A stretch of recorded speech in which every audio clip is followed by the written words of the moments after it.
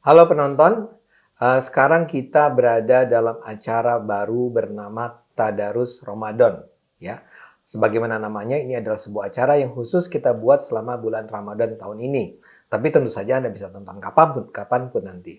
Nah, ini adalah sebuah acara yang tujuannya adalah untuk mencerahkan cara pandang kita sebagai warga negara tentang hal-hal yang selama ini barangkali kita pandang sebagai hal-hal yang kontroversial atau apa yang ingin kita ketahui, tapi tidak pernah kita berani atau merasa bisa menyampaikannya kepada orang yang punya pengetahuan. Ya, jadi pertanyaan-pertanyaan besar tentang Islam yang barangkali selama ini dirasakan terlalu sensitif, tapi harus kita bicarakan, kita pertanyakan. Nah, ini adalah bagian dari sebuah program dari kami sebagai sebuah pergerakan. Kami baru saja membentuk sebuah pergerakan bernama Pergerakan Indonesia untuk Semua, yang antara lain tujuannya adalah untuk mencerahkan pemikiran bangsa dalam kaitan dengan demokrasi, dalam kaitan dengan agama, dan seterusnya. Nah, selama sebulan ini kita akan bicara tentang hal-hal yang tadi saya katakan, tentang hal-hal substansial tentang Islam yang mungkin selama ini ingin Anda tanyakan, tapi tidak pernah Anda berani lontarkan kepada orang lain atau di depan publik. Dalam hal ini saya ingin sekali meminta Anda untuk mengirimkan barangkali topik-topik berikutnya yang selama ini mengganggu Anda, ya, mengganjal pikiran Anda, tapi tidak pernah Anda berani sampaikan. Kali ini kita akan bicara tentang satu topik yang dalam pandangan saya sangat penting, yaitu pertanyaan tentang apakah Al-Quran itu bagi umat Islam dapat atau harus dipandang sebagai kitab hukum. Ya, dan untuk itu kita sudah mendapat kehormatan untuk bisa ngobrol langsung dengan salah seorang aktivis, pemikir, penulis, opinion maker, influencer bernama Guntur Romli yang pasti sudah tidak asing lagi bagi Anda. Mas Guntur Romli ini adalah salah seorang yang saya pandang pemikiran-pemikirannya bisa sangat mencerahkan kita semua. Oke, kita mulai ya percakapan pertama kita di Tadarus Ramadan pada bulan ini. Halo, Mas Guntur. Halo, Bang Ade. Senang sekali kita bisa ngobrol nih ya. Alhamdulillah. Nah, kita akan bicarakan tentang hal yang tadi itu saya bilang agak sensitif sih buat banyak orang, yaitu kan ada banyak orang nih, Mas Guntur, yang bilang bahwa Allah itu sudah menurunkan Al-Quran, ya, dan itu sudah cukup. Itu bisa dijadikan hukum buat kita semua. Kita tinggal melaksanakannya di dunia ini saat ini, ya. Nah, terhadap pandangan semacam itu, apa penjelasan Anda sebagai orang yang belajar Islam selama ini? Pandangan Al-Quran sebagai kitab hukum merupakan pandangan yang menurut saya itu merendahkan Al-Quran. Merendahkan? Merendahkan. Karena itu meletakkan Al-Quran seperti kitab-kitab hukum sekuler, duniawi. Seperti? Ya, seperti undang-undang dasar, seperti undang-undang lalu lintas, seperti undang-undang hukum kitab pidana. Di situ kan buatan manusia yang bisa diamandemen, ya kan, bisa diubah. Kalau nggak sesuai dengan zaman dia bisa dihilangkan, pasalnya dibuang dan sebagainya. Nah, masa kita mau memahami Al-Quran yang diyakini sebagai kitab suci direndahkan menjadi kitab hukum duniawi? Nah, ini yang menurut saya kita perlu pertama-tama ya. Terus yang kedua, Al-Quran itu kan firman Allah, ya, dan ada cara-cara tersendiri untuk memahami firman Allah. Ya, dia bukan seperti firman katakanlah tulisan manusia yang mudah dipahami dan kita bisa mengutip misalnya pendapatnya Habib Yasin contohnya. Al-Quran berwajah puisi. Karena karakter, bahasa, kemudian juga substansi dari Al-Quran itu kan lebih dinarasikan dengan narasi sastrawi Arab tentunya. Karena itu tidak bisa membaca Al-Quran itu ya seperti membaca surat-surat biasa. Ada makna-makna yang terpendam di situ, ada yang harus digali, kemudian juga banyak pendekatan-pendekatan yang bisa kita dekati ya untuk membaca Al-Quran. Saya boleh potong? Ya, gini. Kalau gitu, saya jadi bertanya-tanya nih. Apakah kalau begitu Anda setuju bahwa di dalam Al-Quran itu sudah termuat hukum-hukum yang beyond buatan manusia, yang nggak selevel tadi Anda bilang sama KUHP kan, lebih tinggi, dan itu harus kita jalankan persis seperti yang dikatakan di dalam Al-Quran tersebut? Karena kalau yang mengetahui makna sebenarnya Al-Quran ya yang berfirman Allah Subhanahu Wa Taala kan. Kita tidak bisa bertanya kepada Allah untuk memahami apa maknanya. Nah, untuk memahami makna dalam Al-Quran, meskipun dia turun dari yang katakanlah di balik semua yang ada kehidupan dunia dan manusia ini, ya tetap tunduk kepada aturan-aturan yang disebut dengan ilmu-ilmu manusia. Apakah ilmu sastra, ilmu bahasa Arab dan sebagainya. Karena Al-Quran kan dia salah satu definisinya kan menggunakan bahasa Arab.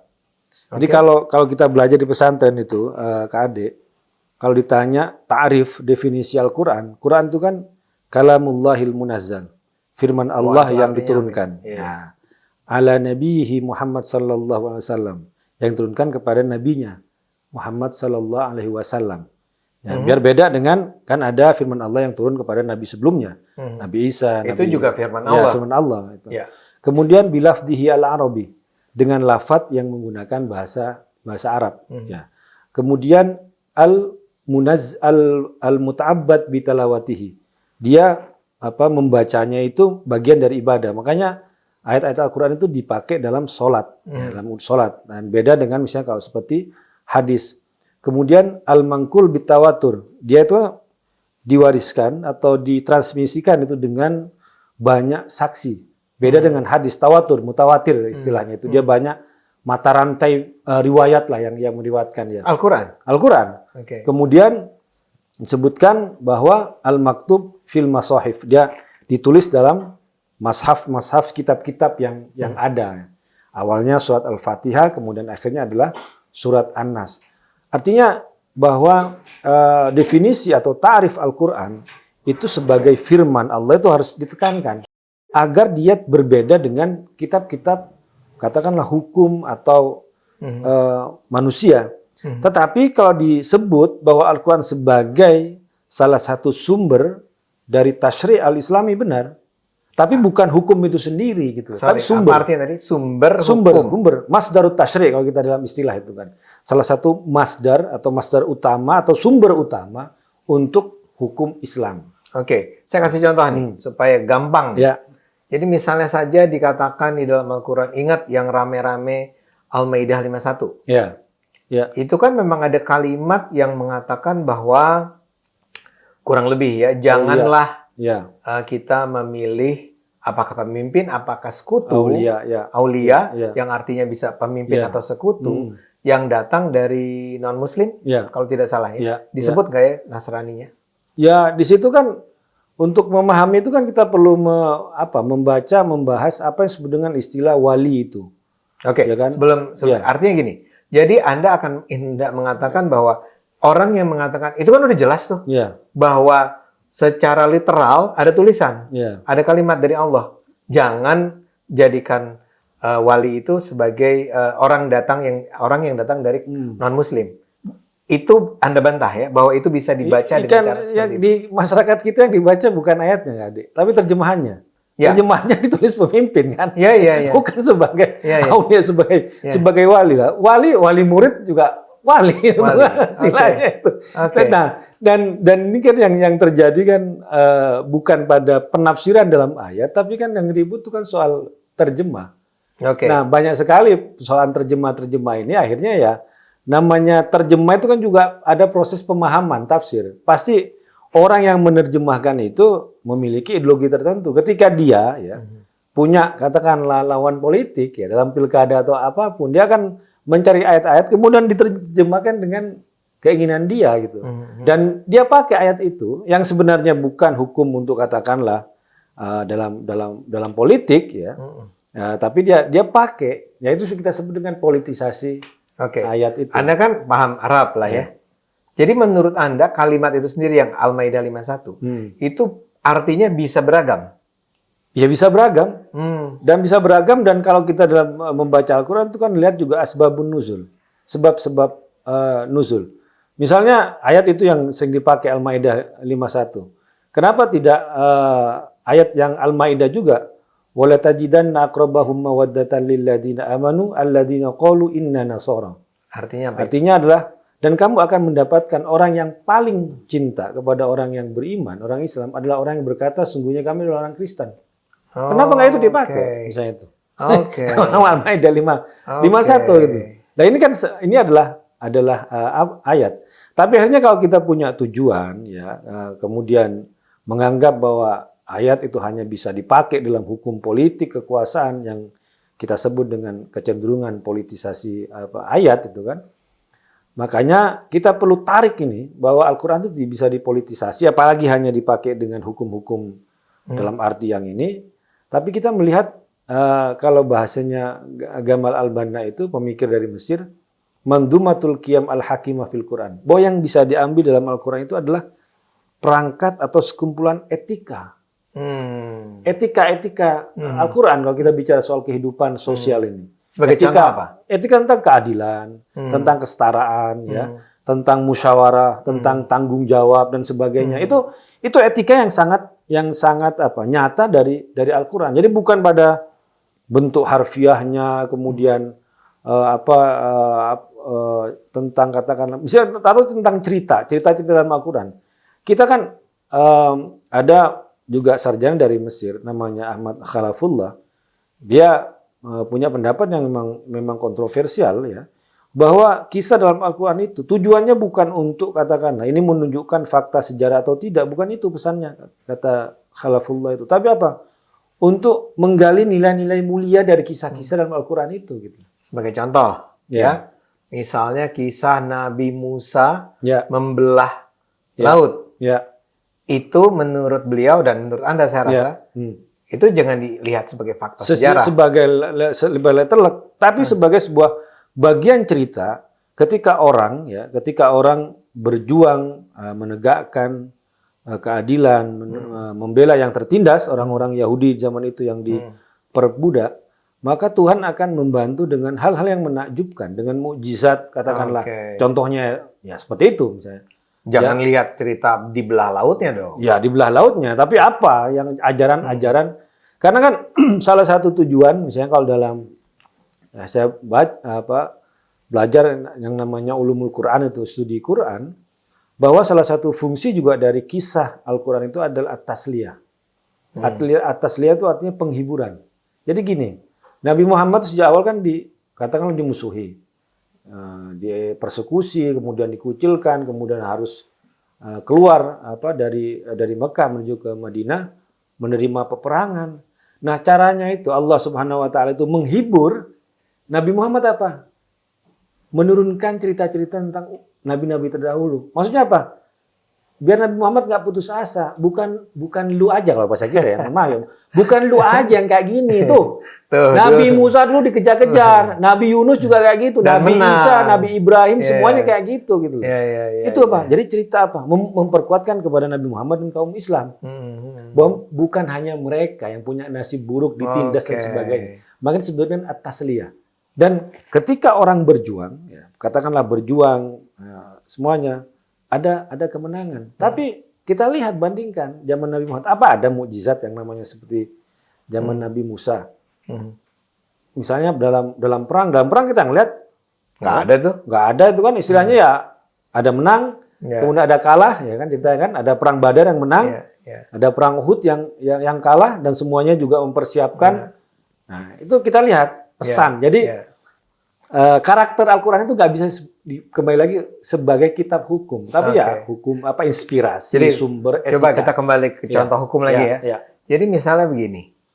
Di dalam Al-Quran tuh kalau tidak salah, saya bukan ahli ini.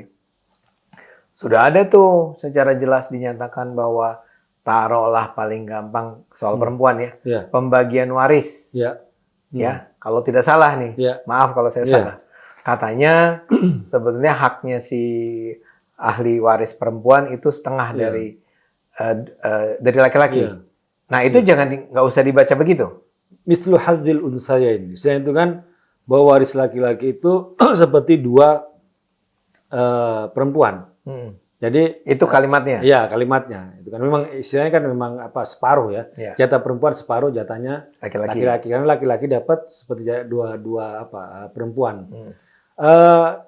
Itu kalau kita membaca, lagi-lagi kita bagaimana cara membaca tafsir itu. Ada seorang pemikir Mesir lagi, karena saya belajar di Mesir dan baca-baca buku Mesir. Dan ini sebenarnya pemikirnya kontroversial. Almarhum Nasr Hamid Abu Zaid. Ini dikecam dan sebagainya. Tapi menurut saya ini luar biasa pemikirannya. Bagaimana beliau membedakan apa yang disebut dengan al-ma'na dengan al-maghza. Al-ma'na adalah pengertian tradisional harfiah sebuah ayat. Misalnya, waris perempuan separuh laki-laki. Atau bagian laki-laki seperti dua lipat perempuan, itu istilahnya kan. Iya, ini adalah makna. Tapi kata Nasr Hamid, kalau kita hanya berhenti kepada makna, maka ayat Al-Quran itu dia dianggap hanya sebagai catatan historis. Hanya sebagai catatan sejarah. Maksudnya? Dia tidak punya relevansi dengan masa depan. Ya. Padahal kita mau jadikan Al-Quran ini sebagai kitab yang berjalan zaman. Karena itu dia mengatakan bahwa kita harus menemukan apa yang disebut dengan namanya maghza. Maghza adalah apa? Kita memahami Al-Quran itu kemudian kita bandingkan dengan konteks di zaman itu. Di zaman ketika Al-Quran turun. Sudah, kalau kita membaca, sudah bagus waktu itu perempuan mendapat jatah waris laki-laki. Karena zaman itu jangankan waris, hidup aja tidak diakui. Ya kan? Atau malah perempuan itu dianggap sebagai warisan. Jadi kalau ada orang, katakanlah orang tua yang meninggal, dia punya katakanlah istri yang banyak ya, dan budak, maksud saya budak, dan kita ada budak dalam Al-Quran, karena zamannya memang seperti itu bisa diwariskan kepada penerusnya, perempuan. Nah ini, jadi apa artinya? Artinya ketika kita memiliki pada maghza, pada signifikansi, sebenarnya adalah ini pengakuan terhadap hak perempuan yang sebelumnya tidak diakui. Waktu itu ya cukup dulu deh separuh. Dari kamu yang nggak diakui hidup, sekarang bukan cuma ini udah dikasih separuh, cukup lah untuk zaman itu.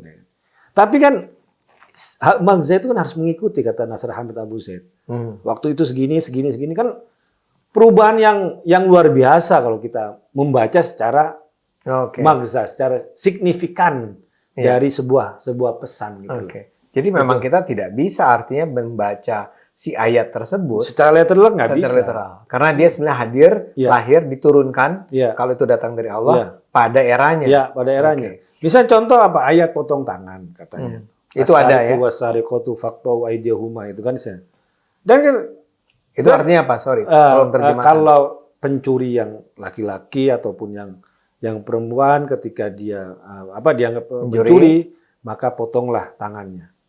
Nah ini kan perdebatan, ini kan hanya katakanlah sebuah firman, tapi kan perdebatan dalam fikih, maksudnya yang tangan tuh yang mana? Ya bilang. Apakah sampai sini lengan, atau sampai sini, atau sampai apa? Itu kan perdebatan dalam fikih. Kemudian yang disebut dengan pencurian itu apa? Berapa harga yang disebut harus dipotong tangan dan sebagainya itu? Kemudian apakah dalam keadaan katakanlah hartanya tertutup, nggak bisa, kalau terbuka bagaimana? Misalnya atau dia sengaja kayak nggak dilindungi, kemudian dicuri dan sebagainya. Jadi nggak bisa ayat itu hanya dipahami sebagai ayat seperti KUHP misalnya, nggak bisa itu. Kenapa ya harus ditafsirkan itu? Dan perdebatan para ulama tentang ayat-ayat itu gitu. Ya, para penonton ini. Saya rasa kita sama-sama belajar banyak dari apa yang disampaikan oleh Mas Guntur ini. Tapi kalau saya boleh ringkas sedikit ya, tambahkan kalau menurut Anda kurang nih. Satu, bahwa memang kita sebaiknya tidak melihat Al-Quran itu sebagai kitab hukum. Dalam artian, jangan samakan dong sama KUHP. Ketika dikatakan bahwa kalau mencuri itu ya hukumnya minimal 3 bulan. Kalau gitu kan, membunuh itu berapa dan seterusnya. Korupsi itu berapa. Enggak, kalau kita perlakukan Al-Quran seperti itu, kita justru menghina Al-Quran. Kedua adalah diperlukan sekali kemampuan untuk menafsirkan ya.